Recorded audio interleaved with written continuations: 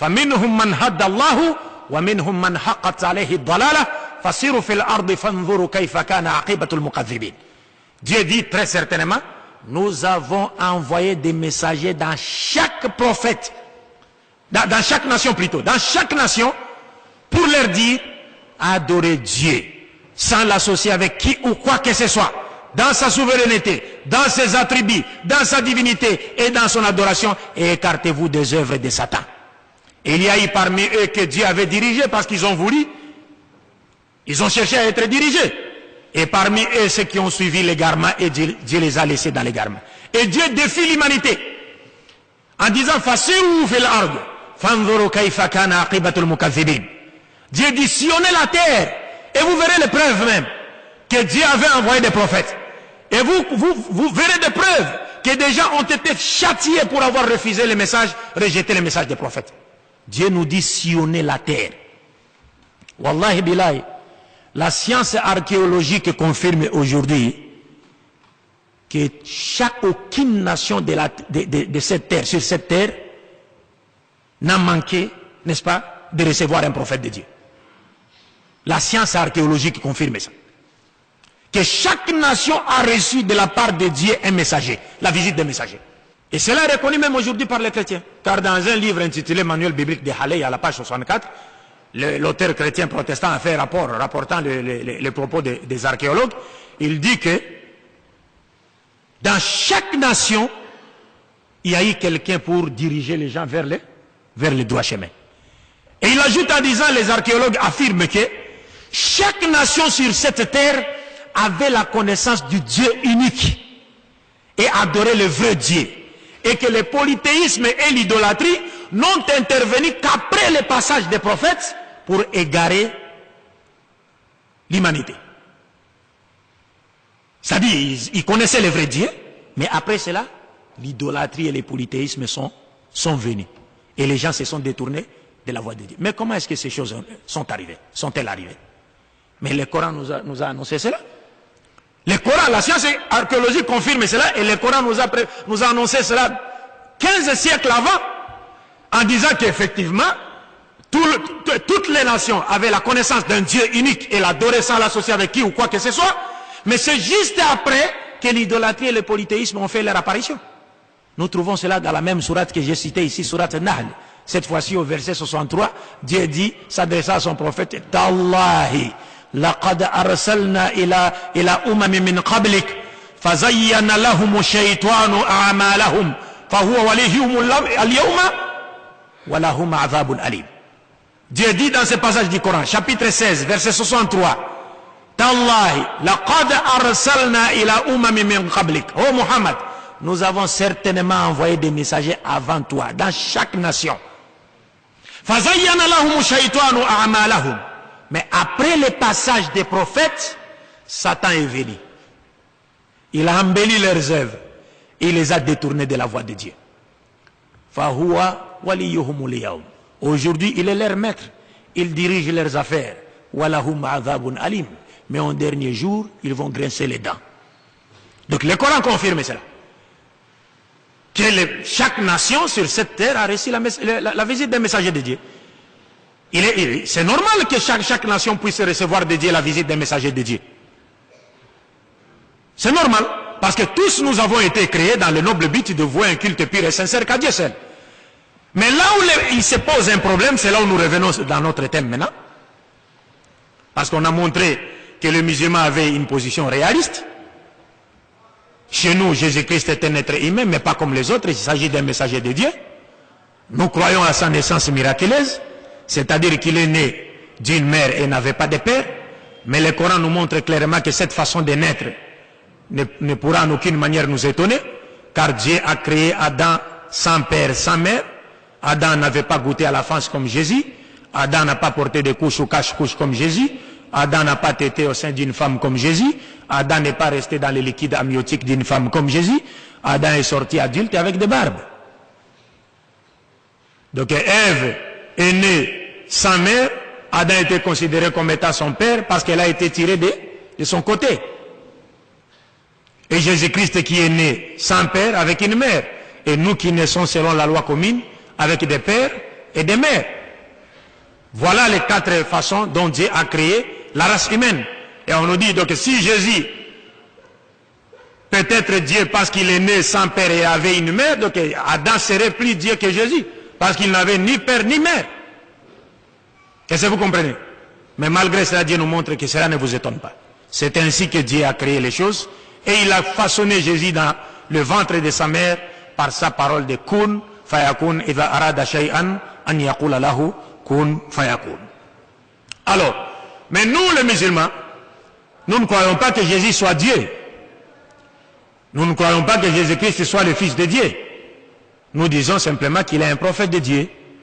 Et nous ne croyons pas aussi que Jésus-Christ soit venu pour donner sa vie à la croix, afin que par la croyance, par notre croyance à sa mort sur la croix, comme croient les chrétiens, nous puissions obtenir le pardon de nos péchés et recevoir la vie éternelle.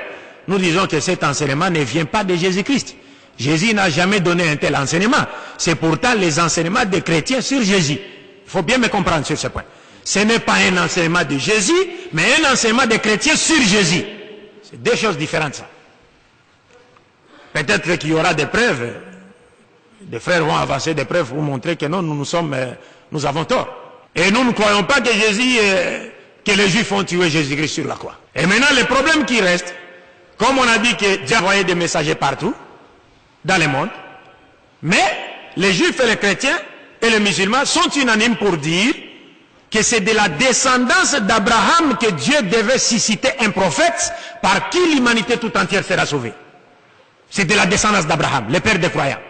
Et c'est sur l'identité exacte de cet ultime messager de Dieu, par qui l'humanité tout entière sera sauvée, que les Juifs, les chrétiens et les musulmans se divisent. Donc les Juifs disent c'est leur Messie, pourtant ils attendaient ces Messies-là quand ils étaient encore dominés par les Égyptiens. Sous la domination babylonienne, ils l'attendaient. Sous la domination médo-perse, il attendait. Sous la domination grecque, il attendait. Sous la domination romaine, il attendait. Lorsqu'ils étaient persécutés par Hitler, il attendait. Lorsqu'ils étaient persécutés par les chrétiens en Europe, il attendait. Mais aujourd'hui, ils ne sont persécutés par personne. C'est eux qui dominent le monde. Et le Messie viendra alors les sauver en quoi? Les aider en quoi? Si c'est eux maintenant qui dominent le monde. Il viendra les sauver, les aider en quoi? Parce que c'est eux qui dominent maintenant le monde. Alors si eux maintenant dominent le monde, même ceux qui les avaient persécutés hier, ils les dominent aujourd'hui, où est le Messie? Nous disons non, le Messie est passé. Le Messie était déjà venu, en la personne de Jésus-Christ, mais ils ne l'ont pas reconnu. Et peut-être qu'ils attendent le Messie, leur Messie, qu'ils viennent les sauver contre les Arabes. Parce que c'est ce que les gens doivent savoir. Quand les Juifs étaient persécutés partout en Europe, ils n'ont eu la vie sauve qu'en s'exilant vers les pays arabes musulmans, où ils ont vécu en paix jusqu'à connaître leur âge d'or pour la première fois dans leur histoire, comme cela est confirmé par leurs propres historiens. Mais la reconnaissance de l'âne, ce sont des riades. Ils se sont retournés contre les Arabes et les musulmans. Allah nous dit la takhizul yahud wa nasara awliya ba'duhum ba'd awliya. Ne les prenez pas pour alliés. Ils sont alliés entre eux. Ils se sont retournés. Walakin la taqumu sa'a. La taqumu sa'a. Kama qala Rasul sallallahu alayhi wa sallam, la taqumu sa'a hatta yaqtulu al-muslimuna al-yahuda. C'est ce que le prophète a dit. De tout ce qui se passe aujourd'hui dans le monde, les désordres ont tué les musulmans partout, tout. C'est l'objet de la prophétie. Le prophète nous a annoncé toutes ces choses-là. Tout ce que vous voyez, les femmes marcher nues ici dans la rue, là, porter des habits n'importe quoi, faire des cheveux n'importe quoi, tout ça c'est l'objet de la prophétie. Le prophète nous a dit, vous verrez, il arrivera un moment où les femmes vont s'habiller, mais elles seront pourtant nues. Il a dit ça. Vous verrez un moment où les femmes seront habillées, mais elles seront pourtant nues. Ils feront des modèles de cheveux, leurs têtes deviendront comme des têtes de chameaux. C'est le prophète long, avec des modèles de mèches. Le prophète nous a annoncé. Le prophète, lui, elles vont transformer la couleur, même changer la couleur de leur peau. Il nous a annoncé ça. Ces choses doivent arriver. Et le prophète dit, il arrivera même un moment où une mère et sa fille se disputeront un homme. Ça doit arriver. Lisez les prophéties de Mohammed sallallahu alayhi wa sallam relativement à notre époque. J'ai acheté un livre en Égypte en 3 volumes معجزات الرسول صلى الله عليه وسلم ما تحقق وما لم تتحقق بعد. Le prophète nous a annoncé sur toutes ces choses-là. Il nous dit où vous verrez les mosquées remplies. Les musulmans vont remplir les mosquées, mais sans droiture. Sans droiture. Le Coran sera lu, mais nous ne le mettons pas en pratique. C'est pourquoi l'autre fois j'ai dit, vous savez, aujourd'hui, il arrive même que lorsque l'un de nous, musulmans, il dit A'udhu billahi minash shaytanir rajim. Quand Satan attend ça, il écoute ça, Satan, Iblis, il rit. Regarde mon ami là. Il est en train de demander la protection de Dieu contre moi. Pourtant, juste après sa lecture du Coran, je serai avec lui dans son coin, là où il va faire les zina. Donc, ta protection de Dieu contre Satan là, ne l'inquiète même pas. C'est de l'eau versée sur le dos d'un canard, mon frère. Satan s'en moque, quoi. Il se moque de nous. C'est pourquoi le prophète a dit encore dans un hadith, il y a des gens qui lisent le Coran, mais le Coran les maudit. Il y a des gens qui lisent le Coran, mais le Coran les maudit. Comment le Coran peut maudire? Parce que quand tu as lu quelque chose dans le Coran, Dieu t'a interdit quelque chose et tu l'as fait après l'avoir lu, le Coran te maudit. Le prophète dit dans un autre hadith, Iqra al-Qur'an ma nahaka. Fa'in lam yanhaka falasta taqra'u. Le prophète nous montre que si ta lecture du Coran ne t'ordonne pas le bien et ne t'interdit pas le mal, alors sache que tu n'as pas lu le Coran. Parce que le Coran est venu pour ordonner le bien et interdire le mal. Ce n'est pas une lecture perroquet. وَنُنَزِّلُ مِنَ الْقُرْآنِ مَا هُوَ شِفَاءٌ وَرَحْمَةٌ لِلْمُؤْمِنِينَ وَلَا يَزِيدُ الظَّالِمِينَ إِلَّا خَسَارًا وَالظَّالِمُونَ نَحْنُ الْمُسْلِمُونَ في هذا الزمان. L'autre fois j'ai dit, parce qu'il y a un hadith qu'on aime souvent citer, où le prophète dit خَيْرُكُمْ مَنْ تَعَلَّمَ الْقُرْآنَ وَعَلَّمَهُ. Le meilleur d'entre vous, c'est lui qui a appris le Coran et il l'a appris. Alors les gens s'empressent à dire le meilleur d'entre vous est celui qui a appris le Coran et il l'a appris, c'est-à-dire Allazi ta'allama al-Qur'an wa 'allamahu ila ghayrihi. C'est-à-dire celui qui a appris le Coran et il l'a enseigné aux autres. Non, ce n'est pas ça l'essence du hadith. C'est pas ça l'essence du hadith. Ça c'est le deuxième sens du hadith, parce que le prophète dit le prophète, Dieu lui a donné l'éloquence. Il peut dire un mot, une phrase, et cette phrase a 10 sens. Mais le premier sens qui est visé par les hadiths, c'est lequel? خيركم من تعلم القرآن وعلمه أضمره يرجع إلى هذا الذي تعلم القرآن. Le meilleur d'entre vous est celui qui a appris le Coran et le Coran l'a appris. Lui, le Coran l'a informé sur ce que Dieu attend de lui, sur ce qu'il doit faire comme bien et ce dont il doit s'écarter comme le mal. Et il le met en pratique, c'est celui-là le meilleur. Et non, toi tu apprends le Coran, tu enseignes aux autres et tu oublies ta propre personne. Tu peux pas être meilleur. Le mot khayr en islam est lié avec le tatbiq, la pratique. Khayr en islam, c'est avec la pratique. C'est pas avec la bouche. Alors bref, pour ne pas abuser, trop abuser de votre temps. Donc ici, le problème c'est sur l'identité exacte de ces messagers. Donc les juifs disent, c'est leur messie. Et nous savons que le messie des juifs est déjà passé. Donc ils n'ont rien à attendre. Ils dominent déjà le monde. Et les chrétiens disent, non, ce messager est plutôt Jésus. Et les musulmans disent, non, ce messager est plutôt Mohammed.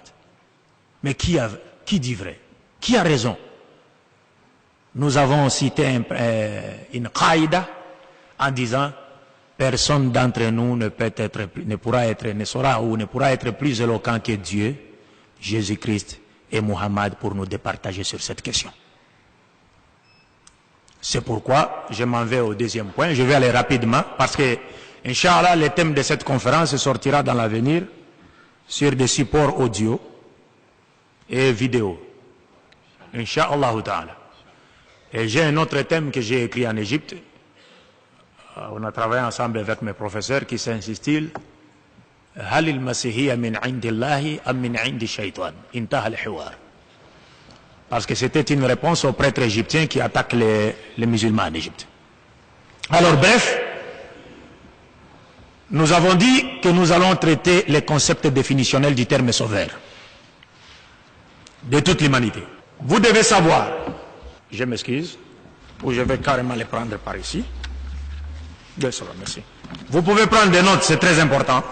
Et il y aura des critères, les critères que ce sauveur de l'humanité doit remplir pour qu'il soit reconnu en tant que tel, c'est très important. Et ces critères, quand je les traités avec beaucoup de pasteurs, chez moi et ailleurs, la plupart d'entre eux se sont convertis en islam sans même avoir écouté mes arguments. Les critères seulement.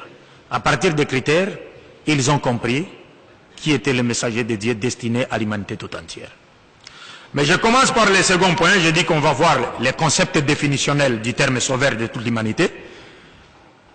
J'aimerais qu'il soit clair que lorsque je parle du sauveur de toute l'humanité, vous devez le comprendre, du moins dans le contexte qui est le nôtre, vous devez le comprendre comme étant le messager de Dieu destiné à l'humanité tout entière. C'est-à-dire le messager de Dieu par qui l'humanité tout entière sera sauvée. Car Dieu étant lui-même l'auteur du plan de salut de l'humanité, il demeure donc le sauveur de toute l'humanité par excellence, en majuscule. Donc quand je parle du sauveur de toute l'humanité, il faut comprendre par messager de Dieu par qui l'humanité tout entière sera sauvée. Alors, nous savons que le mot sauveur, c'est, si lorsqu'on regarde dans les dictionnaires, on trouve que le mot sauveur, c'est quelqu'un qui c'est-à-dire qui tire quelqu'un du danger, n'est-ce pas?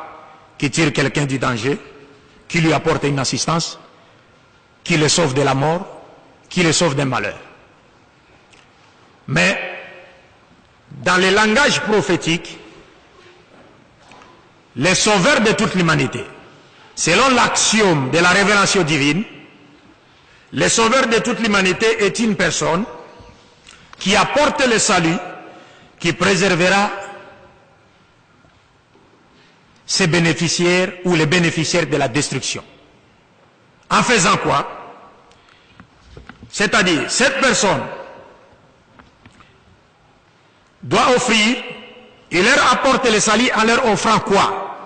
La première chose que ce sauveur de toute l'humanité doit offrir à l'humanité pour le sauver, c'est qu'il doit leur offrir une conception de Dieu dépourvue de toute idée polythéiste et idolâtre. Car vous êtes sans le savoir, vous savez comme moi que la première question en matière de foi, la première question dans les domaines religieux, c'est la connaissance de Dieu. Dieu dit, dans un hadith qudsi, il dit, Arifuni qabla an ta'budun. Connaissez-moi avant de m'adorer. C'est-à-dire, il ne faut pas chercher à adorer Dieu avant de l'avoir connu. Nous devons d'abord chercher à connaître Dieu pour ensuite faire quoi? L'adorer. Et même dans la Bible judéo-chrétienne, Dieu dit quelque part dans le livre d'Osée 6.4, il dit, mon peuple se perd parce qu'il lui manque la connaissance. Donc la première chose, c'est que ce sauveur de l'humanité doit offrir à celle-ci, c'est-à-dire à l'humanité, une conception de Dieu dépourvue de toute idée idolâtre et polythéiste. Et nous savons comment le prophète Mohammed sallallahu alayhi wa sallam nous a présenté Dieu, comment il nous a décrit Dieu. C'est-à-dire la nature de Dieu est résumée dans la sourate Ikhlas, que chacun de nous pourra lire. Le deuxième point, c'est que ce sauveur de toute l'humanité doit donner aux humains un code parfait de conduite et de moralité. Il doit offrir à l'humanité un code parfait de conduite et de moralité. Parce que vous savez qu'aujourd'hui, les problèmes du monde actuel, c'est un problème spirituel et moral. Tous les savants, tous les observateurs disent que les problèmes plutôt du monde actuel, c'est un problème spirituel et moral. On a perdu les repères spirituels. On a perdu le repère moral. Toutes les vraies valeurs spirituelles et morales de l'humanité sont presque détruites. Et quelques-unes restent exceptionnellement dans le monde musulman ou parmi les musulmans. Parce que si on cherchait même à comparer les taux de sida entre les pays ici, vous trouverez que les taux les moindres sera trouvé dans le monde musulman. Pourquoi? Parce que nous appelons l'humanité à se soumettre à un système que personne ne contrôle, si c'est Dieu lui-même. Alors que les autres voudraient nous soumettre à des systèmes qu'eux ont bidouillés, qu'eux ont créés et qu'ils contrôlent pour leurs intérêts égoïstes. Alors, le troisième point, ce que doit faire un sauveur, c'est qu'il doit donner aux humains des règlements ou des principes clairs pour leur gouvernement social, économique et politique. Le prophète Mohammed n'a pas seulement été un prophète, il était également un gouverneur, il était un homme politique, il était un guerrier, il était tout. Le prophète Mohammed, c'est lui qui a étudié sa sira, le sait mieux que moi. Le quatrième point, c'est que le sauveur de toute l'humanité doit veiller et insister sans compromis à l'application de la loi divine sur toute la surface de la terre comme étant le seul et unique moyen par lequel l'humanité entière retrouvera la paix, la joie, le bonheur et la justice perdus dans les jardins d'Éden. Le modèle nous a été donné dans les jardins d'Éden, où vivaient nos premiers parents Adam et Ève. Ils étaient soumis à la loi de Dieu. Ils ont connu la paix, la joie, le bonheur. Mais aujourd'hui, il y a des gens qui œuvrent pour détourner l'humanité de la loi de Dieu. Et Dieu nous pose cette question dans le Coran. Afa hukm al-jahiliya yabghun wa man ahsanu min Allahi hukman liqawmin yuqinun. Dieu nous dit dans le Coran. Il voudrait suivre les législations des humains. Qui est meilleur que Dieu en matière de législation pour un peuple qui réfléchit, pour un peuple intelligent? Qui? Dieu a créé les êtres humains, il connaît mieux les êtres humains que quiconque. Il sait ce qui est mieux pour nous et ce qui ne l'est pas. Mais voilà que l'humanité d'aujourd'hui est entrée, il y a des groupes de gens qui œuvrent dans le but de détourner l'humanité de la loi de Dieu, comme l'a fait Iblis dans les jardins d'Éden. Et c'est ce qu'ils sont en train de faire. Et ils ont peur de l'islam, parce que l'islam invite l'humanité à retourner à la loi de Dieu. Alors qu'eux, ils voudraient détourner l'humanité de la loi de Dieu, comme Satan l'a fait dans les jardins d'Éden. Et c'est ce qui explique le conflit aujourd'hui dans le monde, quand on parle du choc de civilisation. Parce qu'il y a certains intellectuels modérés qui ne voudraient pas, certains intellectuels musulmans, soi-disant intellectuels musulmans modérés, qui voudraient qu'on ne parle pas de choc de civilisation, lorsqu'Allah lui-même nous parle de choc de civilisation dans le Coran. Il y a même certains intellectuels modérés en Europe à qui l'on a posé la question de savoir quel était leur avis sur la lapidation de la femme. C'était ça la question. D'abord, la question était mal posée. La lapidation de la femme. Est-ce que le Coran a-t-il recommandé que la femme soit uniquement lapidée? C'est cela? Et où est l'homme alors? Donc c'est comme si le Coran avait dit lapider uniquement la femme, pas l'homme. Est-ce que vous comprenez? Alors ces intellectuels disaient, ah bon, vous savez, moi j'ai une autre position. Hein. J'ai une autre position, ça exige un débat, des histoires. Quel débat, mon frère? Dieu a dit un point trait. Si Dieu a institué cette loi, le but de cette loi n'est nullement de voir les gens se faire lapider, qu'ils soient hommes ou femmes. Le but de cette loi, c'est de faire peur aux gens pour qu'ils ne commettent pas la fornication et l'adultère. La loi ne concerne jamais les justes. La loi concerne seulement les injustes. Quand tu fais une gaffe, tu es frappé par la loi. Une fois, j'ai regardé à la télé des chrétiens qui quittaient une région du Nigeria. Ils s'exilaient ailleurs. Pourquoi? Parce que les musulmans auraient institué la charia. C'était à l'époque, ça fait longtemps. Alors on a interviewé un chrétien. On lui a posé la question de savoir pourquoi tu t'exiles ailleurs. Il a dit, mais non, les musulmans viennent d'installer leur charia. Nous ne pouvons plus vivre ici. Et moi j'ai dit, mais qu'est-ce qui se passe là? Parce que les musulmans là, qu'est-ce qu'ils ont dit? Si tu couches avec la femme d'autrui, on te tue. Si tu es un voleur et qu'il s'avère que tu es un voleur à droit, tu voles même si tu as de quoi à manger, mais tu continues à voler parce que c'est ta profession, on te coupe la main. Si tu fais ceci, on te tue. Mais toi, tu fuis quoi si tu n'as pas l'intention de voler? Toi, que nous aimons simplement parce qu'il est noir. Pas parce qu'il va aider l'islam ou faire quoi. Tous ils sont dans le même panier. Que personne ne vous trompe. Tous dans le même panier. Mais nous l'aimons parce qu'il est noir et que les noirs ont une histoire douloureuse aux États-Unis d'Amérique et Dieu a fait qu'il accède aux imams al-hukm. Alhamdulillah Rabbil Alamin. Dieu donne la royauté à qui il veut. Mais vous vous rappelez qu'il a proposé, il avait demandé au Sénat de voter le budget qu'il a proposé pour que le Sénat puisse adopter et voter ce budget afin de pallier au problème des Américains. Il a demandé qu'on lui donne combien? Vous vous rappelez? C'était combien? Rappelez-moi. Combien de milliards? Hein? Combien? 10 milliards. C'est pas 10 milliards, mon frère. 1000 et pas de 1000 aussi. C'est 700 milliards de dollars. Il y a eu 300 milliards qu'on a ajouté après. Mais il a soumis d'abord une demande de 700 milliards de dollars pour pallier au problème des Américains, pas au problème du monde entier. Mais wallahi billahi, mes chers frères, l'humanité tout entière est estimée aujourd'hui à 6 milliards d'individus. Prenez 700 milliards, divisez-les en 6 milliards. Chacun de nous aura combien? Takbir. Takbir. Wallahi billahi. Si le système des Occidentaux était là pour le bien-être de l'humanité, on n'aurait jamais entendu des gens mourir de faim sur cette terre. Jamais. Ça, c'est seulement l'argent pour aider les Américains. 700 milliards de dollars divisés par 6 milliards d'individus sur la terre. Chacun de nous aura combien? Maintenant, prenez l'argent des Chinois, l'argent des Saoudiens, l'argent des Croatiens, divisez ça. Chacun de nous aura combien? Vous comprenez cela?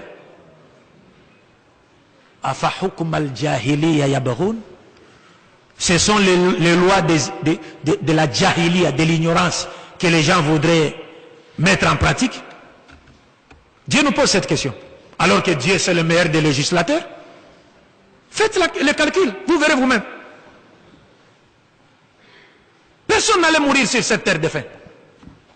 Donc bref, le cinquième point, nous disons en fait, le sauveur, il doit donner aux humains des enseignements clairs sur la vie après la mort. Le sauveur de l'humanité, de toute l'humanité, doit donner aux humains des enseignements clairs sur la vie après la mort. Vous voyez, parce qu'il y a aujourd'hui des gens qui croient, qui pensent qu'il n'y a pas une autre vie après celle-ci. Vous comprenez? Il y a aujourd'hui des gens qui croient en cela. Il y a des mouvements mystiques dans le monde, qui travaillent même avec beaucoup de dirigeants dans le monde. Et c'est ce qui explique leur sadisme, le sadisme de certains vis-à-vis de leur peuple, parce qu'ils pensent que finalement ils ne comparaîtront pas devant les tribunaux de Dieu pour être récompensés chacun selon ses œuvres. Parce qu'on leur enseigne dans ces mouvements mystiques. Moi j'ai étudié à l'Institut pour une synthèse planétaire, c'est-à-dire là où j'ai étudié tous les mouvements mystiques. Maïkari, Rose-Croix, Ekanka, Fraternité Blanche, toutes ces histoires-là. Parce qu'il n'est pas de mes habitudes de condamner les crocodiles avant d'avoir été à la rivière. Il faut aller à la rivière d'abord. Voyez les dégâts qu'est en train de faire le crocodile, là vous pouvez porter un jugement sur lui. Il ne faut pas seulement commencer à condamner quelqu'un comme ça et vous ne connaissez même, vous ignorez tout de lui, quoi. Donc j'ai étudié toutes ces choses-là. Et le centre a été fermé même le jour où mon ami, moi et mon ami, avons posé certaines questions aux responsables. 3 jours après, le centre a été fermé.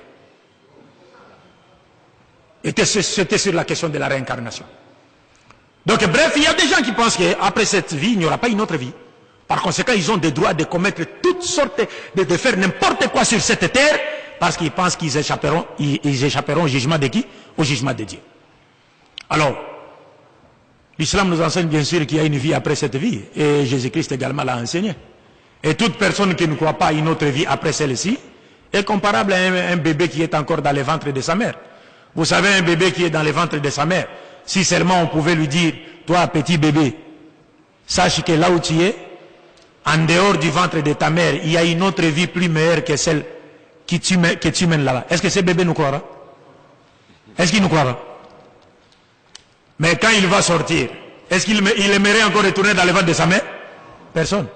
Parce qu'il va trouver que cette vie ici, que nous vivons ici, est plus meilleure que la vie dans le ventre de sa mère. De même, la vie du paradis est plus meilleure que la vie que nous menons ici. Parce que comme nous n'avons pas encore vu, nous sommes comme des bébés dans le ventre de nos mères. Parce que nous ignorons les réalités. Alors bref, je passe au troisième point rapidement pour finir.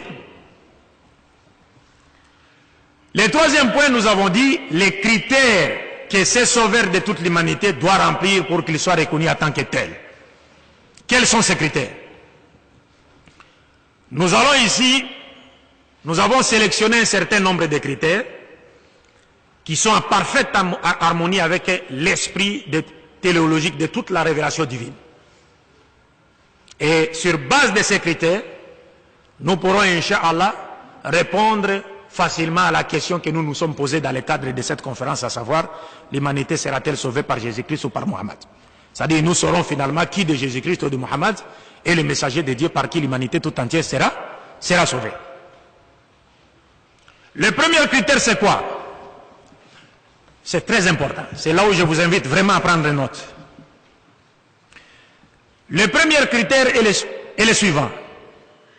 C'est-à-dire, pour que Jésus-Christ ou Mohammed soit reconnu comme étant le messager de Dieu envoyé à l'humanité tout entière, ou encore le messager de Dieu par qui toute l'humanité sera sauvée, Dieu qui les avait envoyés doit explicitement déclarer avoir envoyé Jésus-Christ ou Mohammed vers toute l'humanité. Vous m'avez compris? Parce que c'est Dieu qui les avait choisis, inspirés et envoyés. Donc il sait vers qui il les avait envoyés. Donc le premier critère, Dieu doit explicitement déclarer avoir envoyé Jésus-Christ ou Mohammed vers toute l'humanité. Le second critère est que Jésus-Christ ou Mohammed doit explicitement déclarer avoir été envoyé par Dieu vers toute l'humanité. C'est-à-dire lui-même. Parce que personne ne peut être plus éloquent que lui, que Jésus ou Mohammed. Donc Jésus doit le dire et Mohammed doit également le dire. Et ils sont là, parmi nous. À travers quoi? À travers leurs écrits, leurs paroles. Le troisième critère est que Jésus-Christ ou Mohammed doit confirmer le caractère universel de sa mission en ayant de son vivant et pendant son ministère des disciples appartenant à d'autres nations que la sienne. Je me suis fait comprendre? Parce qu'il est absurde de dire que Jésus était envoyé à l'humanité tout entière, ou encore Mohammed a été envoyé à l'humanité tout entière, lorsqu'on sait que de son vivant et pendant son ministère, il n'avait que des disciples appartenant à sa race et non à d'autres nations. C'est absurde. Celui qui a été envoyé à l'humanité tout entière doit avoir des disciples appartenant à d'autres nations pour confirmer le caractère universel de sa mission. Le quatrième critère, Jésus-Christ ou Mohammed, paix de Dieu soit sur eux, doit confirmer le caractère universel de sa mission en appelant les gens des autres nations à croire en lui en tant que messager de Dieu envoyé également vers eux. Vous comprenez ça? C'est-à-dire nous devons voir Jésus-Christ, de son vivant, appeler des non-israélites, pas seulement les juifs, appeler même des non-israélites à croire en lui. Et Mohammed également, appeler des non-arabes à croire en lui pour confirmer le caractère universel de sa mission. Et enfin, le dernier critère est que Jésus-Christ ou Mohammed doit affirmer le caractère universel de sa mission en établissant les critères, c'est-à-dire en mettant tous les êtres humains au même pied d'égalité, et cela en établissant un critère de noblesse aux yeux de Dieu, n'est-ce pas, que la raison raisonnante ne peut refuser. Vous m'avez compris? C'est-à-dire, il est absurde de croire aujourd'hui que Jésus-Christ a été envoyé à l'humanité tout entière, ou encore Mohammed, si les deux n'ont jamais placé tous les êtres humains au même pied d'égalité. C'est-à-dire, par exemple, pour Mohammed, les Arabes sont supérieurs aux êtres humains. Ils sont plus valeureux, ils ont de la valeur que nous autres. Ou alors, pour Jésus-Christ, les Juifs ont plus de valeur que les autres êtres humains. Non. Il doit mettre tous les êtres humains au même pied d'égalité en basant les critères de noblesse sur la piété. Vous m'avez compris? Ce sont là les 5 critères. Maintenant, on peut commencer avec le premier. Le premier est celui-ci. Dieu doit explicitement déclarer avoir envoyé Jésus-Christ ou Muhammad à l'humanité tout entière. Nous commençons avec le cas de Jésus-Christ, la paix de Dieu soit sur lui. Pour le cas de Jésus-Christ, tout lecteur de la Bible et du Saint-Coran sait qu'avant la naissance même de Jésus-Christ, sa mission a été annoncée à sa mère et le champ même de sa mission lui a été indiqué. Dans la Bible, je vais aller rapidement, vous les aurez Inch'Allah en détail sur les supports audio, vidéo, visuels Inch'Allah dans l'avenir, sur le plein à Dieu. Dans le livre de Jérémie chapitre 31, versets 31 à 34, Dieu avait prévu de conclure une nouvelle alliance avec les enfants d'Israël. Après que la première ait été abolie. Parce que l'alliance que Dieu avait conclue avec les enfants d'Israël à travers Moïse, dont la Torah a été le livre garantissant cette alliance, avait été abolie par les enfants d'Israël à cause de leurs péchés. Et Dieu, par sa grâce, a voulu conclure de nouveau une autre alliance avec les enfants d'Israël. Et cette fois-ci, le messager de cette nouvelle alliance n'était plus Moïse, comme dans l'ancienne alliance, mais plutôt Jésus-Christ. Et dans ce passage de Jérémie, Dieu nous montre clairement qu'il conclura une nouvelle alliance avec les 2 maisons d'Israël, c'est-à-dire la maison de Juda au sud et la maison d'Israël au nord. Parce qu'après la mort du roi Salomon, fils de David, paix de Dieu soit sur lui, le royaume d'Israël s'est scindé en 2 parties. Le royaume du nord qu'on a appelé Israël, qui avait pour capitale la Samarie, et le royaume du sud qu'on a appelé Juda et qui avait pour capitale Jérusalem. Et Jésus-Christ a vécu au sud. Donc Dieu a dit, je ferai une nouvelle alliance, je conclurai une nouvelle alliance avec les 2 maisons d'Israël. Et le messager de cette nouvelle alliance, c'est bien Jésus-Christ. La paix de Dieu soit sur lui. Donc il a été annoncé cela dans la Bible. Et avant même sa naissance, dans Matthieu chapitre 1, verset 21, Dieu a envoyé un ange pour dire à Marie que tu enfanteras un fils et tu lui donneras le nom de Jésus. C'est lui qui sauvera son peuple de ses péchés. Il sauvera le peuple, son peuple, le peuple de Dieu, de ses péchés. Quel peuple? Matthieu chapitre 2, verset 6, toujours dans le Nouveau Testament, on nous indique le peuple en question en nous disant, et toi Bethléem, tu n'es certes pas la moindre parmi les principales villes de Juda, car de toi sortira un chef qui paîtra Israël, mon peuple. Donc le peuple dont il est question, c'est Israël, et cela a été annoncé à Marie avant même la naissance de Jésus-Christ. Et le champ de la mission de son fils lui a été clairement indiqué comme quoi il était prophète de Dieu aux enfants d'Israël. Lui-même Jésus-Christ est venu. Dans le Coran, nous voyons cela. Dans la sourate Zukhruf, il y a un verset qui m'échappe un peu. Je pense au verset, est-ce qu'un cheikh peut me rappeler ce verset? Sourate Zukhruf, in huwa illa abdun an'amna alayhi wa ja'alnahu mathalan li bani Israël. Dieu dit, Jésus-Christ n'était autre qu'un serviteur de Dieu, à qui il a doté du bienfait de la prophétie, et il a fait de lui un prophète pour les enfants d'Israël. Et dans la sourate Imran, chapitre 3, versets 49 à 50, Dieu nous montre clairement, parlant de Jésus, il dit, wa rasulan ila bani Israël. Donc il est le messager de Dieu aux enfants d'Israël. Ça c'est de la part de Dieu.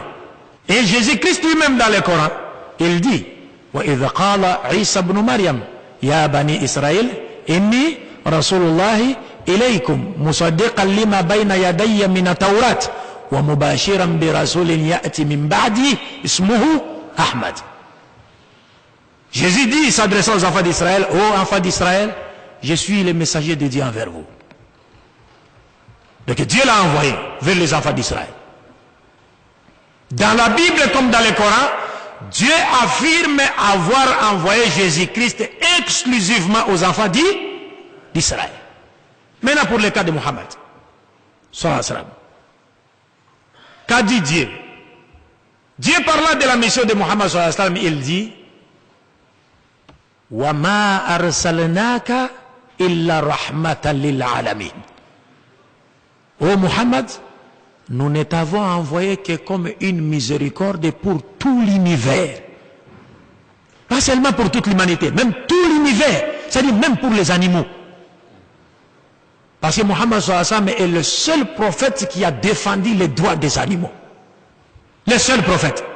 Même les musulmans ignorent ce que le prophète a dit des animaux. Et c'est pas cette femme-là en France, comment on l'appelle encore, Brigitte Bardot. Lorsqu'elle voit les musulmans égorger les moutons pendant le pèlerinage, oh non, ils sont très mauvais, très méchants, ils tuent les animaux. Mais est-ce que c'est toi qui les avais créés? Mais le prophète a défendu les animaux.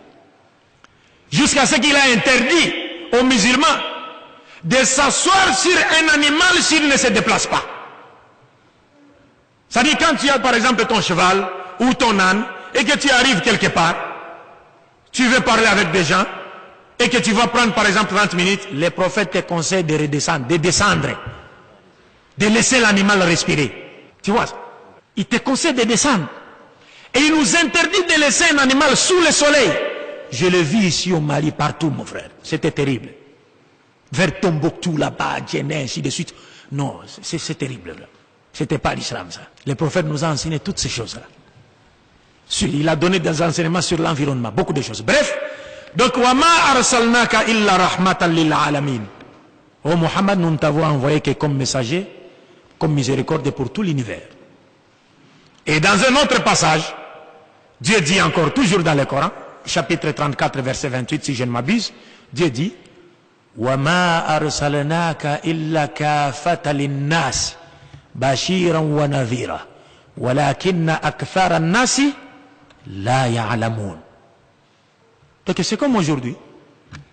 Les adeptes d'autres confessions religieuses ou courants religieux qui n'ont pas encore reconnu, qui n'ont pas encore crié à Muhammad, ils font simplement partie de ces groupes de gens qui ne savaient pas. Walakinna akthara an-nasi la ya'lamun. Oh Muhammad, donc oh Muhammad, nous t'avons envoyé à la totalité des êtres humains comme annonciateur d'une bonne nouvelle, le paradis, avertisseur d'un châtiment, l'enfer de Dieu. Mais cependant, la plupart des gens ne le savent pas. Je vais aller rapidement. Le deuxième point, c'est que Jésus-Christ lui-même, ou Muhammad, paix de Dieu soit sur eux, doit confirmer le caractère universel de leur mission en déclarant clairement avoir été envoyé par Dieu vers toute l'humanité. Lorsqu'on regarde le cas de Jésus, on trouve que même dans la Bible, Jésus-Christ, dans Matthieu chapitre 10, versets 5 à 7, il a choisi ses 12 apôtres. Et vous savez quel est l'ordre qu'il leur avait donné après les avoir choisis?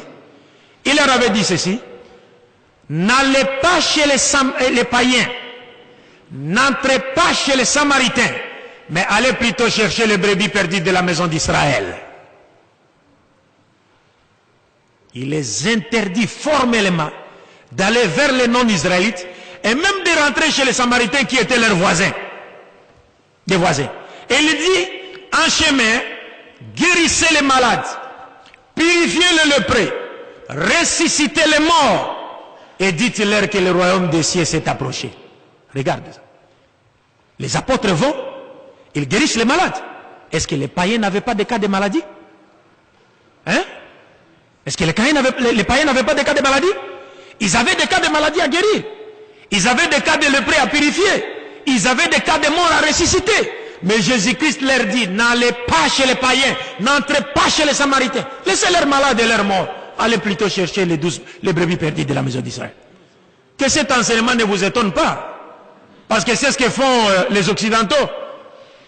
Après avoir créé un conflit en Afrique, ils viennent récupérer leurs ressortissants. Vous savez qu'est-ce qu'ils font? Vous savez ce qu'ils font?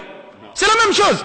C'est-à-dire après avoir créé un conflit militaire en Afrique, parce qu'ils vivent des conflits, vous voyez, c'est-à-dire ils vous poussent vers le conflit et le gouvernement achète des armes l'opposition également, les rebelles achètent également les armes, et on se font la guerre, on s'entretue, on détruise nos infrastructures sociales, et puis après la guerre, qu'est-ce qu'ils font?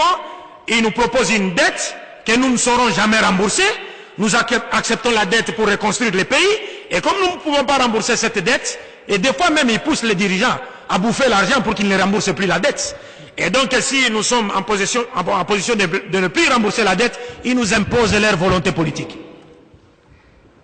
Ils nous imposent leur volonté politique. Donc après avoir créé un conflit militaire en Afrique, quand ils viennent récupérer les ressortissants, vous savez ce qu'ils font? Ils ne prennent aucun Africain. Même s'ils viennent aussi au Mali. Que Dieu éloigne la guerre du Mali. Qu'il fasse que ces pays vivent dans la paix. Mais quand ils viennent en Afrique, Wallahi Billahi, un Africain peut pleurer et faire couler même du sang. Il va rester là. Nous sommes venus récupérer les Français. Tu n'es pas français. Mais tu n'es pas français. Nous sommes venus récupérer les Américains. Messieurs, ils laissent les Africains là. Et c'est ce qui est dit ici. N'allez pas chez les païens. N'entrez pas chez les Samaritains. Allez plutôt chercher les brebis perdues de la maison d'Israël. Guérissez les malades parmi les Israélites. Purifiez les lépreux parmi les Juifs. Ressuscitez les morts juifs. Ça c'est Jésus. La paix de Dieu soit sur lui. Il n'a pas tort de le dire. Parce qu'il a Warasulan, il a banni Israël. Il n'a pas tort. Parce qu'il a été envoyé aux enfants d'Israël. Alors, dans un autre passage de la Bible, il dit, Matthieu 12, 24 à 26, à partir de 21 même jusqu'à 26, il y avait une femme samaritaine, cananéenne plutôt, qui n'était pas israélite, qui avait une femme possédée par un démon, et plutôt une fille possédée par un démon. Jésus fouillait les Juifs qui cherchaient à les faire mourir. Il a quitté sa patrie, il s'est exilé, il est parti se cacher dans un territoire païen. La femme a entendu parler de Jésus. Elle est partie le voir. Elle lui a dit, maître, ma fille est tourmentée, sérieusement tourmentée par un démon. Sauve-moi. La Bible nous dit, Jésus ne lui répondit pas un mot, parce que Jésus était en train de marcher avec ses apôtres. La femme criait derrière, maître, maître, aie pitié de moi, ma fille est sérieusement tourmentée par un démon. Jésus ne s'est pas retourné. Les apôtres de Jésus, au lieu de lui dire, maître, cette femme est en train de crier derrière toi, secours-la. Les apôtres sont partis dire à Jésus, ont plutôt dit à Jésus ceci, maître, elle crie derrière nous, chasse-la. Il faut la chasser. Et tu sais ce que dit, ça c'est Matthieu chapitre 21 jusqu'au verset, chapitre 21, verset, chapitre 15, verset 21 jusqu'à 26. Oui. Et tu sais ce que Jésus-Christ, vous savez ce que le Christ a dit, la paix de Dieu soit sur lui, il s'est retourné pour dire, je n'ai été envoyé qu'aux brebis perdues de la maison d'Israël. Je n'ai été envoyé qu'aux brebis perdues de la maison d'Israël. Est-ce que je n'ai été envoyé qu'aux brebis perdues de la maison d'Israël veut dire, j'ai été envoyé alimenter tout entier? Mais il y a des frères chrétiens, quand ils voient cette parole, ils disent, mais non, oui, c'est ça, mais il fallait qu'ils commencent d'abord avec les enfants d'Israël, puis après passer vers nous, quoi. Non, Jésus-Christ est plus que formel. Il a dit à la femme cananéenne, je n'ai été envoyé qu'aux brebis perdues de la maison d'Israël. Et il a continué. La femme a dit, maître, secours-moi. Et Jésus se retourna pour lui dire encore, une seconde fois, il n'est pas bon de prendre le pain des enfants et de les jeter aux petits chiens. Vous avez compris ça? C'est-à-dire, si le prophète Mohammed sallallahu alayhi wa sallam avait tenu un tel propos, oh, mais nous, on n'allait pas boire de l'eau ici. Si le prophète Mohammed sallallahu alayhi wa sallam avait dit à une personne étrangère, il n'est pas bon de prendre le pain des enfants et de les jeter aux petits chiens, mais ça aurait été terrible. Mais parce que si tu demandes à n'importe quel pasteur, qu'est-ce qui est pain, qui sont les enfants et qui sont les chiens? Quand je pose cette question, c'est terrible. Le pain, c'est quoi? Le pain, c'est l'évangile de Jésus-Christ et les miracles qui accompagnaient cet évangile. Les enfants, ce sont les enfants d'Israël. Et les petits chiens, ce sont les non-juifs.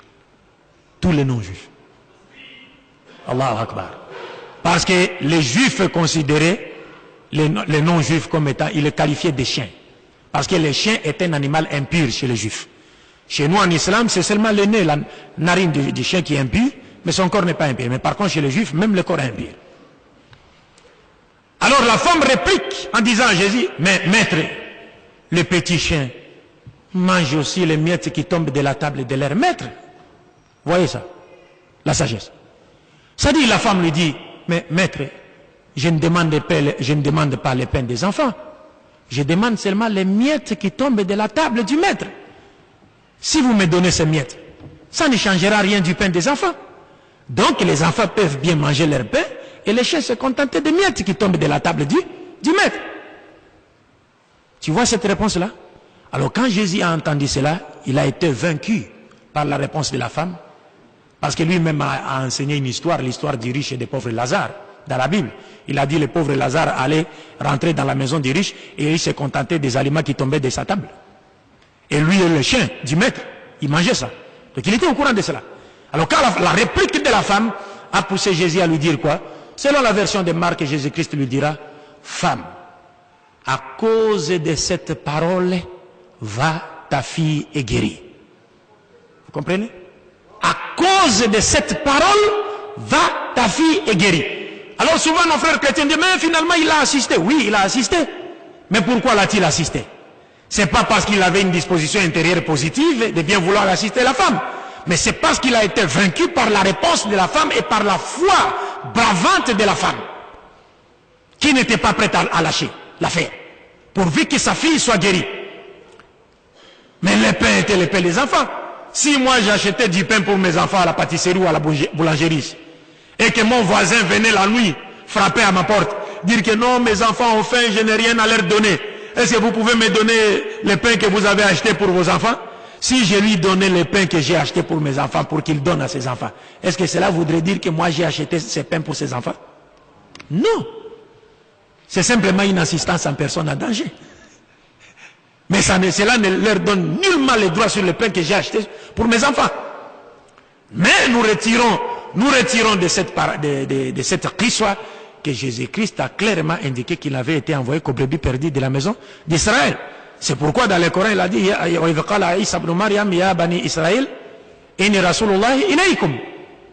il a dit que je suis le messager de Dieu envoyé vers vous. Je dois vraiment me résumer à l'extrême, hein, pour qu'on finisse quoi, parce que même ma conclusion, je ne sais pas si je vais bien la tirer. Et comme c'est la première fois que je prenne la parole devant un auditoire malien, j'avais cette soif-là. C'est pourquoi je frappais un peu par-ci par-là, quoi. Il y a des balles perdues. Donc le Coran confirme cela, que Dieu a dit qu'il n'avait envoyé Jésus qu'aux enfants d'Israël. Et Jésus lui-même confirme dans la Bible comme dans le Coran qu'il n'a été envoyé qu'aux brebis perdues de la maison d'Israël. Maintenant, Mohammed sallallahu alayhi wa sallam, qu'est-ce qu'il dit de sa mission? Il est dit dans le Coran, Dieu lui dit, Qul ya ayyuhan nasu, inni rasulullahi ilaykum jami'a. Oh, vous les êtres humains, je suis le messager de Dieu envers vous tous. C'est Mohammed qui dit. Jésus a dit, il n'a été envoyé qu'aux brebis perdues de la maison d'Israël. Mohammed dit, j'ai été envoyé alimenter tout entier. Sur le cas de Jésus, Dieu dit, je l'ai envoyé aux enfants d'Israël. Sur le cas de Mohammed, Dieu dit, il a envoyé Mohammed alimenter tout entier. Et Mohammed sallallahu alayhi wa sallam ne s'arrête pas là, il ajoute, il dit, Bu'istu ila nasi kafa, al-ahmar wal-aswad. J'ai été envoyé à la totalité des êtres humains, au blanc comme au noir. C'est le prophète qui le dit. Et il dit, Kana nabiyyu yub'athu ila qawmihi khasatan. Wa inama ana bu'istu ila nasi ammatan. Le prophète dit, tous mes prédécesseurs, tout prophète envoyé avant moi n'a été envoyé qu'à son peuple. Mais par contre, moi, j'ai été envoyé à la totalité des êtres humains. Ça, c'est Mohammed qui parle. Donc, les choses sont plus que claires. Le troisième critère, rapidement, parce que je laisse d'autres hadiths à côté.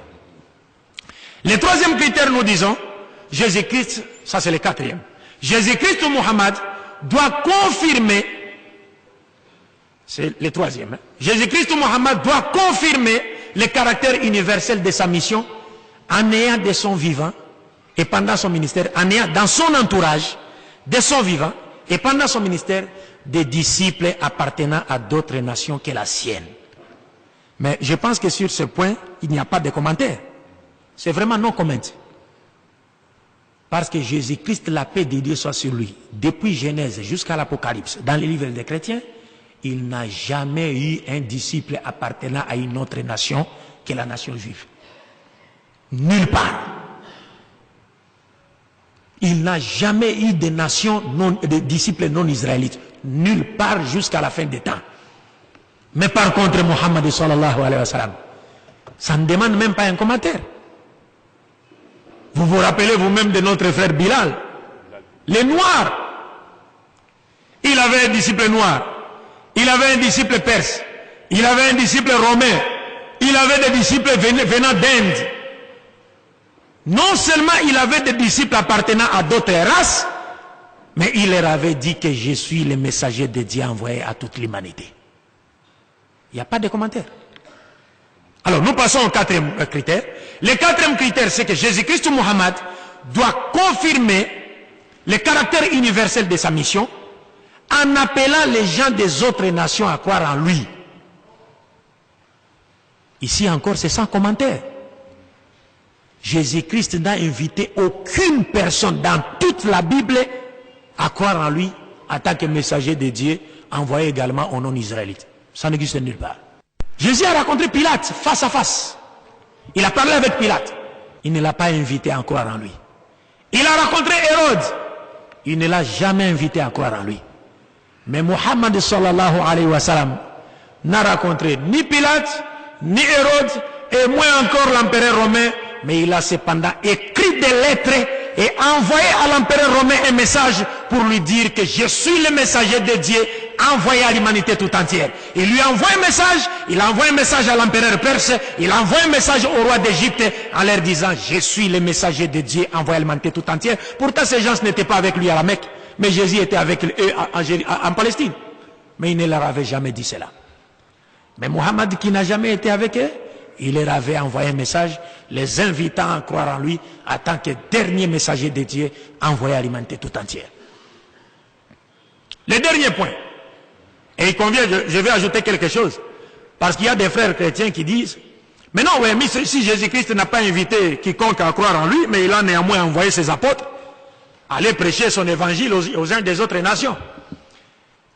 Je vous dis et je leur ai dit qu'il n'y a pas un seul verset de la Bible, du moins pour ceux dont les paupières de discernement ne dorment pas, qui dit que Jésus-Christ avait envoyé ses disciples aller prêcher l'évangile aux autres nations, à d'autres nations que la nation juive. Il y a des versets que les chrétiens citent, mais tous les chrétiens qui citent ces versets-là, ils n'en connaissent jamais le sens. Et cela a été le cas de beaucoup de pasteurs qui m'ont rencontré lors de mes multiples conférences débat. Il y a des versets dans la Bible où Jésus dit à ses disciples, allez dans toutes les nations, faites des hommes de disciples, en les baptisant au nom du Père, du Fils et du Saint-Esprit. D'ailleurs, vous allez voir que dans la Bible même, il y a des savants chrétiens qui vous disent même la partie au nom du Père, du Fils et du Saint-Esprit n'a jamais figuré dans les textes originaux. Ça, c'est un premier point. Et puis nous allons peut-être essayer de traiter cela. Mais aller dans toutes les nations, est-ce que voudrait dire qu'il les a envoyés à aller prêcher son évangile vers aux autres nations? Nous verrons la suite de la mission des apôtres et s'ils ont respecté cet ordre de Jésus en prêchant l'évangile aux gens des autres nations. Vous verrez cela. Mais ce verset a un sens et le sens n'a rien à voir avec l'évangélisation des autres nations. Inch'Allah ta'ala. Donc le dernier critère, je termine en disant que Mohammed, ou Jésus-Christ ou Mohammed, paix de Dieu soit sur eux, doit confirmer le caractère universel de sa mission en plaçant les êtres humains au même pied d'égalité, en établissant un critère de noblesse basé sur la piété.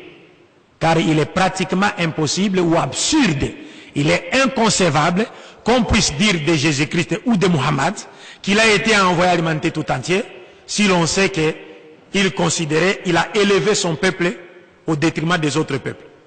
Un messager de Dieu qui a été envoyé à l'humanité tout entière ne peut en aucune manière élever une autre nation au-dessus des autres nations. Il ne peut en aucune manière élever une race au-dessus des autres races. Il ne peut en aucune manière élever un peuple au-dessus des autres peuples. Pas du tout. Parce que lui, il est pour tout le peuple. Messager de Dieu. Jésus-Christ l'a fait? Pas du tout. La preuve est que ce que nous avons cité avant.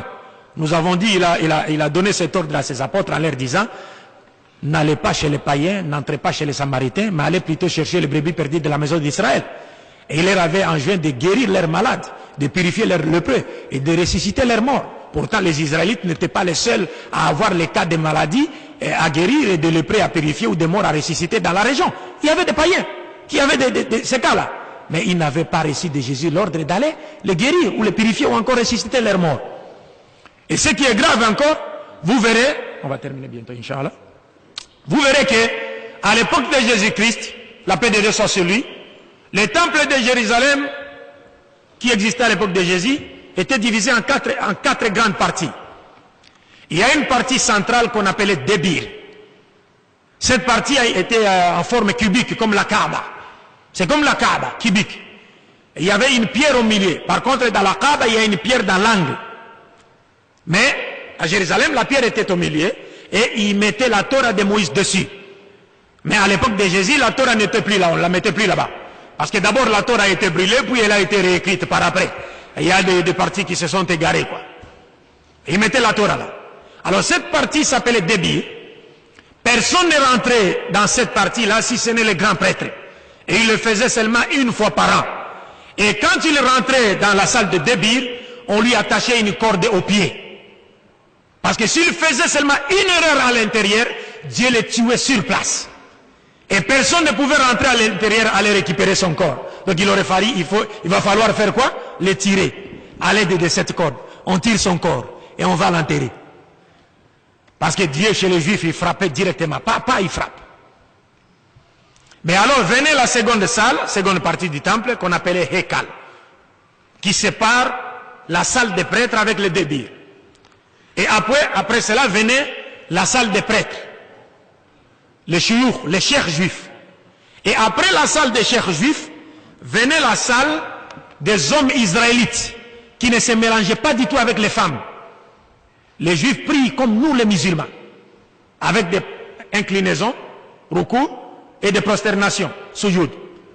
Des fois, quand j'ai fait des débats avec mes frères chrétiens, je leur demande, écoutez, si vous me montrez seulement un seul verset dans la Bible, où un prophète de Dieu a prié assis sur une chaise, je vous promets de devenir, je vous promets non seulement de devenir un chrétien, mais je vous promets également de porter une croix qui pèserait 20 kilos en cuivre, en signe de ma conversion au christianisme. Mais il n'y a pas un seul verset. Vous comprenez? Donc, là maintenant, quand je lance ce défi, en montrant que tous les prophètes de la Bible priaient comme les musulmans. Ils enlevaient les chaussures, faisaient les ablutions comme nous, ils priaient avec des rukus, prosternations comme nous. Il n'y a pas un seul prophète qui a prié sur une chaise. Alors, maintenant à cette époque-là, donc là, au temple maintenant de Jérusalem, qu'est-ce qui s'est passé? Après la salle des hommes, venait la salle des femmes israélites qui ne se mélangeaient pas aussi avec les hommes. Mais à l'époque, il y avait des Israélites, des non-Israélites, avant même que Jésus ne vienne, qui avaient embrassé la religion juive. Tout comme aujourd'hui, nous trouvons des non-juifs qui ont embrassé le judaïsme. Ça existait avant Jésus. Parce que Dieu avait dit à Moïse et à Salomon, j'ai vu que parmi les gens des nations, il y a des gens qui voudraient m'adorer et s'écarter des idoles. Alors s'ils veulent m'adorer, ils peuvent m'adorer, mais à une seule condition. Qu'ils se fassent circoncire, les chitanes, et puis qu'ils s'abstiennent de consommer des aliments impurs, dont les porcs et les autres viandes. Ils peuvent m'adorer. Mais qu'est-ce qui s'est passé? C'est-à-dire, les gens qui se sont convertis au judaïsme, là, avant que Jésus ne vienne, ils n'avaient pas droit de pénétrer dans les temples. Et quand Jésus est venu, il a trouvé ces gens-là. Et vous savez qu'est-ce qui était écrit? En sortant du temple, il y avait une balustrade de pierre, comme une petite clôture comme ça. Un peu basse, n'est-ce pas? Et sur cette balustrade de pierre, il était écrit, il est strictement interdit à toute personne n'appartenant pas aux 12 tribus de la maison d'Israël de pénétrer dans les temples de Jérusalem sous peine de mort. C'est-à-dire tout étranger, même s'il s'est converti au judaïsme, il ne pouvait pas pénétrer dans les temples. Or Jésus prêchait tous les jours dans les temples de Jérusalem, comme nous dit la Bible. Il voyait ces gens-là, il voyait ce qui était écrit, mais Jésus ne leur avait jamais dit non, non, non, non, non, non, détruisez cette balustrade ici. Pourquoi vous les mettez, vous les écartez des juifs? Et vous, les païens convertis au judaïsme, rentrez dans les temples, nous allons tous prier dans les temples, car nous sommes tous au même pied d'égalité aux yeux de Dieu. Il n'a jamais fait cela. Le seul prophète derrière qui toutes les nations ont prié, sans distinction de race et de langue, c'est bien Muhammad sallallahu alayhi wa sallam. Ils ont prié dans une mosquée, en une même langue, en regardant vers la même direction, en récitant, en prononçant les mêmes paroles et en exécutant les mêmes mouvements, c'était seulement derrière Muhammad sallallahu alayhi wa sallam. Et c'est lui, Muhammad sallallahu alayhi wa sallam, qui vous dit, Ya ayyuhan nasu, inna rabbakum wahid, wa inna abakum wahid. Allah, la fadl al-arabi ala ajami, wala li-ajami ala al-arabi, wala al-aswad ala al-ahmar, wala al-ahmar ala al-aswad illa bitaqwa, wa khayrukum inda Allahi atqakum. Le prophète nous dit, oh vous les êtres humains, votre Seigneur est un Allah, votre Père, de qui vous descendez tous mathématiquement, Adam est un. L'arabe n'est pas supérieur à un autre être humain, ni un autre être humain supérieur à un arabe, ni un noir supérieur à un blanc, ni un blanc supérieur à un noir qui par la piété.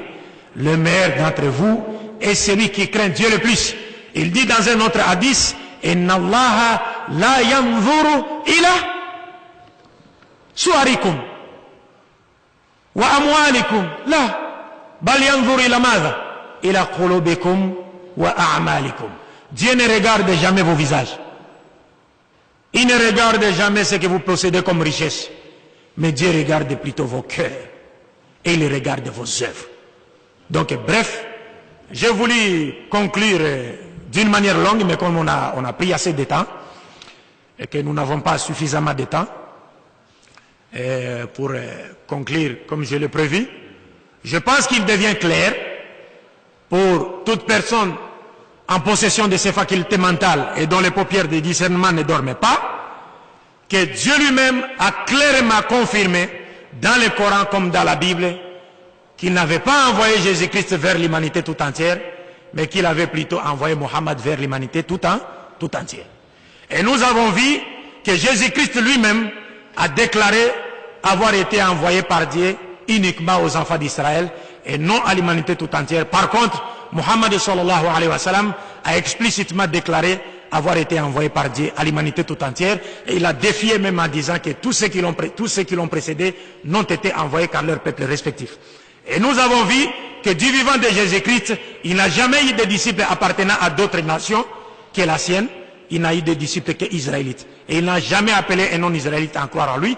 Par contre, Muhammad sallallahu alayhi wa sallam a invité les gens des autres nations à croire en lui, et il avait clairement dit qu'il était le messager de Dieu envoyé à l'humanité tout entière. Et nous avons vu que Jésus n'a jamais invité quiconque à croire en lui parmi les gens des nations, mais Muhammad sallallahu alayhi wa sallam a envoyé des messages à des gens, aux gens qui étaient plus loin de l'Arabie, pour les inviter à croire en lui en tant que messager de Dieu envoyé à l'humanité tout entière. Et enfin, nous avons vu que Jésus-Christ n'a jamais établi les critères de noblesse basés sur la piété en mettant tous les êtres humains au même pied d'égalité à son époque.